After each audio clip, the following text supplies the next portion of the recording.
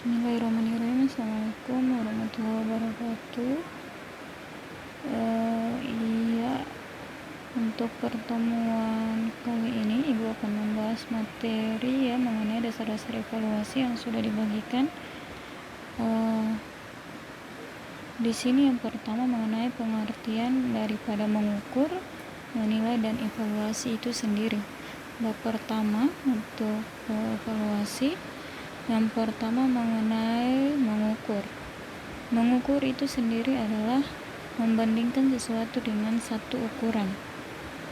Sedangkan menilai adalah mengambil suatu keputusan dengan sesuatu ukuran baik atau buruk.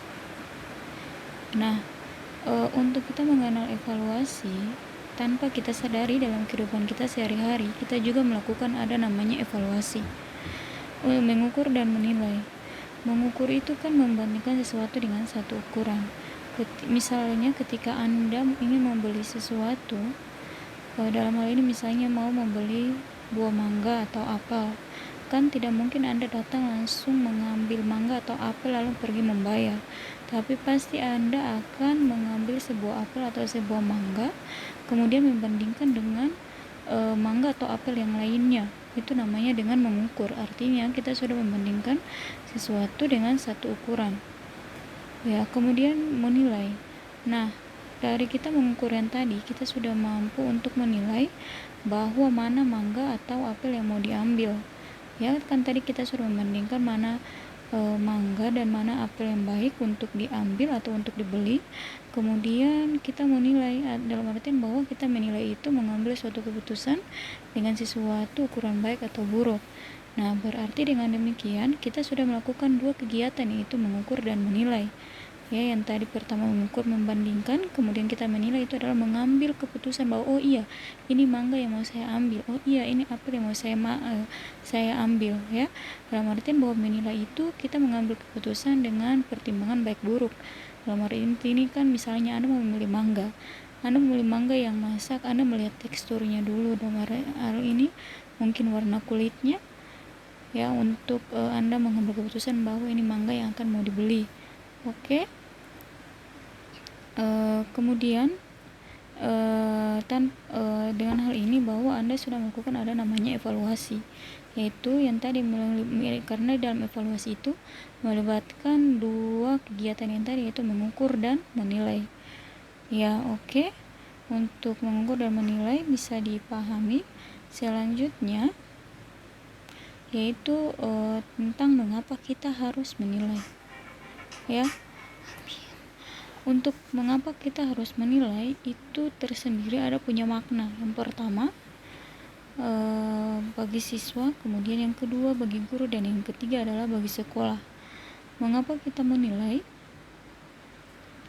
Dalam arti bahwa kalau dalam dunia pendidikan, bagi siswa itu artinya bahwa untuk maknanya bagi siswa itu memuaskan atau tidak memuaskan. Dalam hal ini bahwa ketika dia puas dengan hasil yang dia dapatkan atau nilai yang dia dapatkan, maka dia akan mempertahankannya. Kemudian yang kedua, kalau tidak puas berarti dia akan belajar atau meningkatkan hasil agar dia menjadi puas. Kemudian makna yang kedua yaitu adalah makna bagi guru. Ya, makna bagi guru itu untuk mengetahui bahwa siswa-siswa mana yang sudah berhak melanjutkan ke pelajaran berikut. Kan kalau di sekolah itu kan ada namanya remedial, ya, ketika siswa tidak berhasil atau tidak memenuhi standar yang ditentukan atau KKM dari suatu mata pelajaran. Ya, KKM itu adalah kriteria ketuntasan minimal. Itu standar yang sudah ditentukan oleh setiap mata pelajaran misalnya. Nah, untuk guru itu dia manfaatnya atau maknanya itu kenapa dia untuk bisa menilai, yaitu dia bisa mengetahui bahwa siswa-siswa mana yang punya kemampuan untuk lanjut ke materi berikut dan mana yang belum, atau apakah model atau materinya sudah diajarkan dengan tepat, model ataukah alat peraga yang bisa digunakan sudah tepat, model pembelajarannya sudah tepat atau belum. Nah, kemudian yang ketiga yaitu makna bagi sekolah. Makna bagi sekolah itu sebagai bahan informasi tentang tepat tidaknya kurikulum untuk sekolah tersebut. Ya, dalam artian bahwa itu menjadi bahan evaluasi untuk sekolah agar mempertahankan hasil atau kualitas dari anak didiknya. Ya, kemudian poin yang ketiga mengenai tujuan atau fungsi dari penilaian itu sendiri. Yang pertama, penilaian itu berfungsi selektif. Anda pasti pernah dengar kata selektif, ya. Selektif itu sama saja dengan seleksi, ya. Jangan sampai selektif Anda jadi bingung-bingung lagi padahal Anda sering mendengar kata selektif. Dalam hal ini Anda lebih mendengar kata seleksi. Selektif atau seleksi itu kan sama, ya. Mengenai selektif itu artinya dalam artian kita memilih. Misalnya kita mau masuk ke perguruan tinggi, kita memilih jurusan, ya. Itu namanya selektif atau seleksi. Atau dalam hal ini masuk ke suatu perguruan tinggi, kita lakukan ada namanya tes, ya, untuk menyeleksi mahasiswa-mahasiswa mana yang pantas untuk duduk di jurusan tersebut, jurusan yang dipilih, ya. Kemudian yang kedua, penilaian berfungsi sebagai diagnostik. Apa kata diagnostik? Diagnostik ini sama dengan diagnosa. Ya, kalau kita sering mendengar kata diagnostik ini dalam dunia kedokteran, bahwa dokter itu dia mendiagnosa pasiennya. Nah, kalau untuk penilaian berfungsi sebagai diagnostik dalam bidang pendidikan, itu dalam hal ini bahwa guru sebagai pendidik, ya, dia mendiagnosa siswa-siswanya, ya, yang tadi, ya, bisa misalnya si siswa ini kenapa nilainya seperti ini, tidak memenuhi standar, dia akan mendiagnosa siswanya, oh iya dia ini bagaimana, mungkin ada halangan atau hal-hal lain yang bisa membuat siswa tersebut menjadi gagal, ya, atau tidak memenuhi standar yang ditentukan. Kemudian fungsi yang ketiga yaitu penilaian itu berfungsi sebagai penempatan. Apa itu artinya berfungsi sebagai penempatan? Artinya bahwa dia berfungsi, misalnya di sekolah itu kan ada program kelas IPA, kelas IPS, kelas bahasa. Nah, dia berfungsi sebagai penempatan. Jadi misalnya siswa diberikan tes, nah, oh iya dia ini siswa yang pas untuk masuk ke IPA, IPS, IPB, ya, misalnya seperti itu. Kemudian yang keempat, mengenai penilaian berfungsi sebagai pengukur keberhasilan. Kita sudah tahu pasti bahwa hal terakhir daripada suatu hasil atau misalnya hasil belajar di akhir semester itu pastinya adalah nilai. Jadi penilaian itu yang terakhir adalah berfungsi sebagai pengukur keberhasilan. Iya. Oke.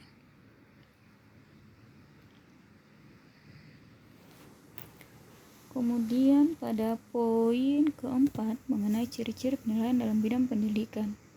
Nah, penilaian itu dilakukan dengan cara tidak langsung. Iya, ya. Kita sudah tahu bahwa penilaian dilakukan dengan cara tidak langsung. Apa maksudnya? Kan kita tidak dalam hari ini bahwa ketika kita masuk dalam dunia pendidikan, ya, ada namanya proses yang kita lewati, ya, ada namanya input, ada namanya proses, kemudian keluar output, ya, hasil yang diperoleh. Jadi kita tidak serta-merta masuk begitu saja, tapi ada melalui proses, ya, itu dinamakan dengan penilaian bukan dengan cara tidak langsung.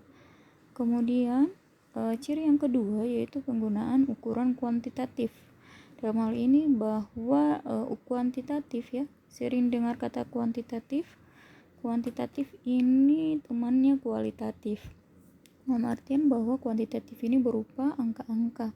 Penggunaan ukuran, ya, satuan menggunakan angka-angka. Kalau kualitatif itu kita menggunakan kalimat atau kata-kata. Nah, apa maksud daripada penggunaan ukuran menggunakan kuantitatif? Itu yang tadi hasil akhirnya dia dalam berupa angka-angka.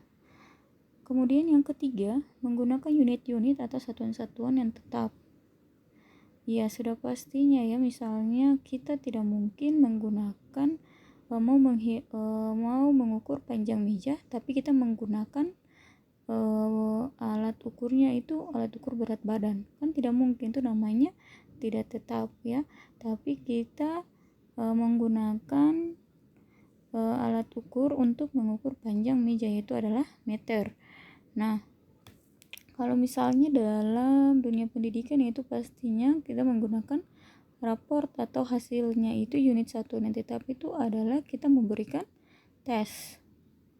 Kemudian ciri-ciri benda-benda pendidikan itu adalah bersifat relatif. Apa artinya relatif? Relatif itu sama dengan berubah-ubah ya, relatif. Ya, cantik itu relatif. Nah, misalnya ganteng itu relatif. Ya, itu misalnya ya, tergantung dari pandangan orang. Dengan penilaiannya apa? Alat ukurnya apa? Cantik berdasarkan apa? Pandangan kah? Fisik atau apa? Nah, kalau dalam dunia pendidikan, apa maksudnya bersifat relatif? Bisa saja misalnya ya dari hasil pekerjaan siswa, oh iya ini si siswa dia ini dalam kelasnya seperti ini, penilaiannya dia aktif, tugasnya dia kumpul terus, tapi hasil tesnya itu misalnya berbanding terbalik dengan hasil kesehariannya dalam kelas. Nah, bisa saja tadi ada pertimbangan yang lain seperti dinamakan dengan sifatnya relatif atau berubah-ubah ya. Kemudian yang kelima yaitu mengenai penilaian pendidikan sering terjadi kesalahan-kesalahan. Maksudnya apa? Dalam hal ini dalam lapangan itu terjadi kesalahan dalam pengukuran itu 0,5%, terjadi 5% atau 0,5 itu adalah terjadi kesalahan-kesalahan pengukuran ya. Jadi itu bisa dari sekian kesalahan itu adalah 5%. Anda kalau dalam statistik itu ada bagian di situ kan, ada kurva, di situ ada gambar dalam masalah lapangan sosial itu sering digunakan adalah taraf kesalahan 5%. Artinya masih bisa saja terjadi kesalahan pengukuran itu paling minimal, paling sedikit adalah 5%. Ya, oke, mungkin itu saja dulu untuk bab 1 ya. Nanti kalau ada pertanyaan bisa disampaikan di grup ya. Nanti pertemuan berikut lagi kita lanjut dengan bab kedua. Jangan lupa untuk tugasnya dikumpulkan ya, diupload di Edilink.